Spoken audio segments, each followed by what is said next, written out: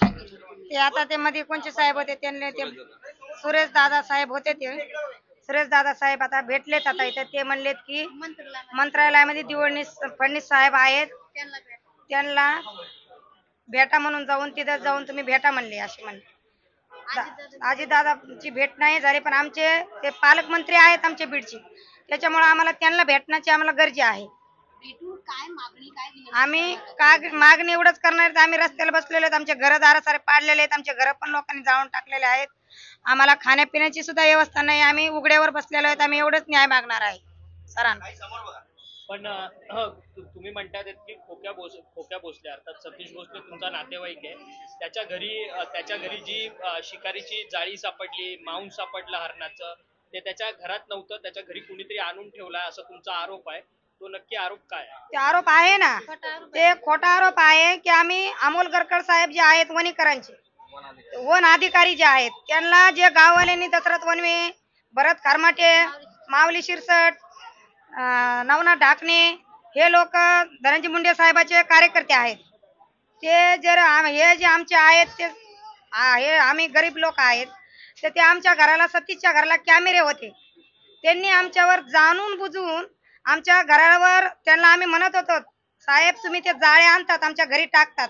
ते आरोप ते आमच्या घराला सतीशच्या घराला कॅमेरे आहेत तुम्ही असं आमच्यावर काही आरोप करू नका हे खोटा आरोप करू नका त्यांनी हे ढाकण्या कंपनीच्या गाववाल्याचे आमचे भांडणं होते त्या भांडणामध्ये सतीश तिथं नव्हता त्या घरी होता कॅमेऱ्यामध्ये आम्ही तेच सांगण्यासाठी मुंबईला आलेलो आहेत आमचे गृहमंत्री साहेब अजितदादा आहेत साहेब पवार साहेब आहेत ते आम्ही त्यांच्यासाठी भेटण्याकरता बोलायसाठी आलेलो आहेत की दादा आमच्या घराला कॅमेरे होते सतीश ज्या वेळेस भांडणं झाले ढाकणे दिलीप ढाकण्याचे आमचे रानामध्ये लेकरांचे भांडणं झालेत ते गाव आमचे संबंधित क्रॉस कंप्लीट झालेले आहेत त्याच्यामध्ये सतीश नव्हता तिथं त्याच्या घराच्या कॅमेरे आहेत त्याच्या घरामध्ये तिथं होता तो बॅटनं मारत होता लोकांना बॅटनं मारत होता सर म्हणजे असे ते वंजाऱ्याची जी बाई होती वंजार समाजाचीच बाई होती त्याच्या बाईचं काय नाव आहे माऊली खेडकरची पत्नी माऊली खेडची पत्नी जी होती ते त्यांच्या घरी होती सर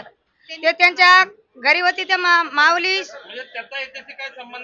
नाही त्याचा याचा काही संबंध नाही त्या बाईवर अशी छेड झाली होती म्हणून त्याच्या नवऱ्याने सतीशला फोन लावला होता की बाबा माझ्या बायकोला असं झालं मी अर्जंट माझ्या कामामध्ये आहे मी बाहेर गावी आहे तुम्ही आहे जर आमच्या तुम्ही तिथं जा आणि त्या लोकांना धमकाव पण त्या बाईने त्याच्यावर तक्रार केलेली आहे जे समोरचा त्या बॅटने मारलेला माणूस आहे त्याच्यावर सुद्धा तक्रार केलेली आहे ते 2 वर्षाचा हेडेव होता तिथं त्या बाईला छेड झाली म्हणून त्या माणसाला बॅटने त्याला राग नाही सहन झाला म्हणून बाया माणसावर छेड झाली असं म्हणून त्याला बॅटने थोडं मारलं होतं सर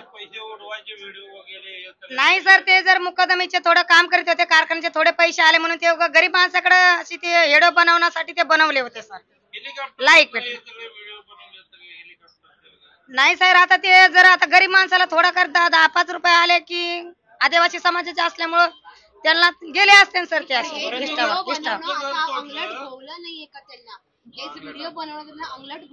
आता ते जे आहे ते अंगलट भंगलेलंच आहे सर पण ते असं काही पण लोक व्हायरस टाकू राहिले सर ते परंतु तुम्ही ज्यावेळेस तुमचं घर पाडत होते त्यावेळेस तुम्ही घरात होता आणि तुमच्या घरामध्ये ती जी काही शिकारीची सामानं आहेत हरणांचं मांस आहे ते कुणी आणून ठेवलेले होते की तुमच्याकडे ऑलरेडी होतं ते नाही सर ते खोटं आहे सगळं ते मांस मीस काहीच नव्हतं आमच्या घरात ते जाय मे नव्हते त्या दशरथ वनेने भरत खरमाट्याने आमच्यावर असं आग घेऊन राहिले ते म्हणजे म्हणजे ते आग घेऊन राहिले कशामुळे असं ते कार्यकर्ते कोणाचे धनंजय मुंडेचे कार्यकर्ते दशरथ वने भरत खरमाटे माऊली शिरसाट असं राजकारण मध्ये गुंतू राहिलेत आमचे मालकार आमच्या राजकारणामध्ये आम्ही कशा घेऊन राहिले आम्ही गरीब माणसामध्ये कशामुळे बळ घेऊन राहिले तुम्ही आता तुमचं संपूर्ण कुटुंब रस्त्यावरती आलंय हो तुमच्या बीडचे पालकमंत्री आहेत अजित पवार त्यांची तुमची भेट होणार आहे की नाही भेटणारच आहे सर त्यांना भेटायचं नाही ना आम्हाला ते अजित दादाला भेटायला नाही ना आम्हाला इथं आम्हाला न्याय भेटत नव्हतं आम्ही इथंच बसणार आहे